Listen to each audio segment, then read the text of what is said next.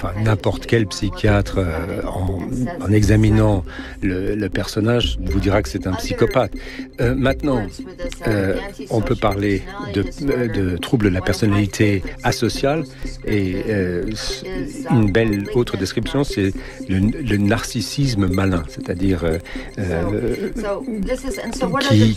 qui peut être ainsi néfaste. Alors, quels sont les symptômes? Le mensonge pathologique,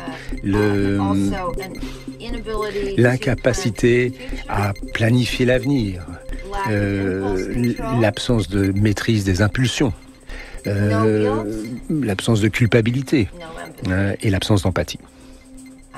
Alors, qu'est-ce qu'il vous faut? Enfin, je crois que c'est vraiment la description parfaite du président des États-Unis, non?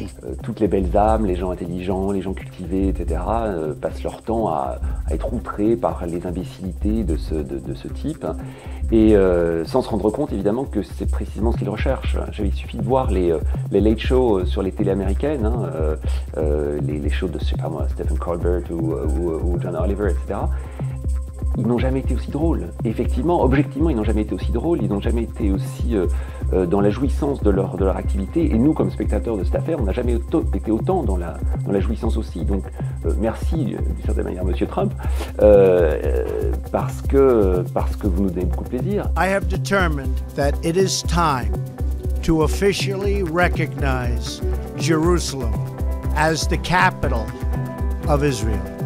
Le New York Times aujourd'hui n'est pas outragé comme l'est la presse occidentale sur le mouvement. Il est très factuel, il dit voilà, Jérusalem va être la capitale, les Palestiniens sont pas très contents, ça va pas tellement plus loin que ça. Et puis bien sûr à Washington, l'un des principaux lobbies qui défend les intérêts d'Israël depuis longtemps, qui s'appelle l'AIPAC, est ravi. Et dans une certaine mesure, ce qui est en train de se passer, c'est une consolidation du pouvoir de M. Trump, notamment au Congrès, une diversion dans les médias, avec à minima une neutralisation de quelques-uns des médias qui lui étaient le plus hostiles. Et ça, si vous voulez, cet homme-là est capable de provoquer une guerre pour divertir l'attention. Rocketman is on a suicide mission for himself and for his regime. Et on nous dit de plus en plus de ne pas faire attention à ce qu'il dit, mais à ce qu'il fait. C'est-à-dire qu'il va continuer à tweeter, il va continuer à utiliser des formules inacceptables dans des enceintes comme l'ONU, parler de Rocketman, l'homme à la fusée. Ça ne fait pas beaucoup avancer les choses. Mais le principe de réalité, surtout en politique étrangère, prend le pas. C'est-à-dire qu'il avait beaucoup critiqué l'OTAN, puis finalement, il s'est rendu compte que l'OTAN, c'était un petit peu utile.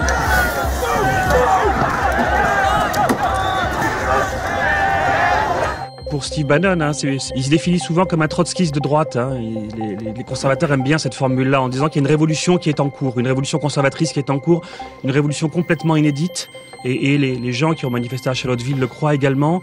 En tout cas, il y a l'idée d'un grand soir conservateur qui est très présent. Alors là, la présidence est compliquée. On a du mal à voir. Trump tient assez mal la barque et les mesures concrètes n'apparaissent pas. Mais en tout cas, il y a une dynamique idéologique très forte à la Maison-Blanche autour de Steve Bannon, c'est certain.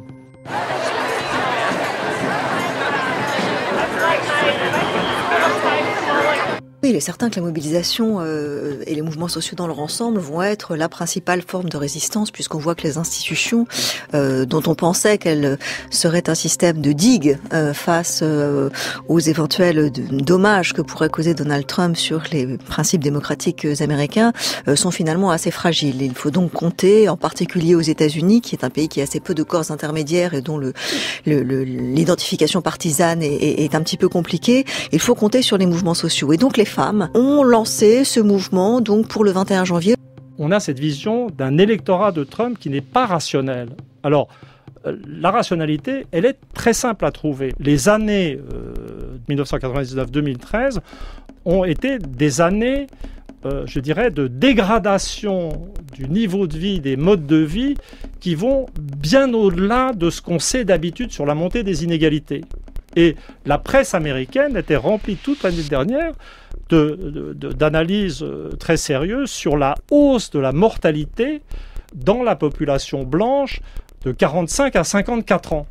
La fureur de l'électorat de Trump est en un certain sens une fureur rationnelle. Je rappelle que Donald Trump, en 2016, n'est élu que grâce à 110 000 voix qui sont réparties essentiellement sur 3 États, le Michigan, la Pennsylvanie et le Wisconsin, qui sont historiquement depuis plus de 20 ans des États démocrates. Et grâce aux voix de l'électorat plus col bleu, populaire, ouvrier, Donald Trump a chippé ses voix aux démocrates et a réussi à se faire élire à la Maison-Blanche. Donc il lui faut cristalliser, je dirais, cet électorat, le conserver avec sa tête branchée sur les questions de nationalisme économique qui sont devenues la chasse gardée du Parti républicain, pendant que le Parti démocrate s'égosille sur des questions raciales qui vont concerner un électorat qui est d'ores et déjà acquis pour le Parti démocrate. Donc il y a une vraie stratégie, effectivement, d'électoralisme derrière toutes les prises de position qui d'apparence sont très folles de Donald Trump. We are going to make America great again and great again for everyone. Je dirais simplement que l'élection de Trump, c'est vraiment la confirmation de la fin du siècle américain et de l'Amérique comme modèle. Depuis les années 70, il se passe quelque chose aux États-Unis qui est une remise en cause progressive de ce qu'a été l'Amérique des années de l'immédiate après Deuxième Guerre mondiale.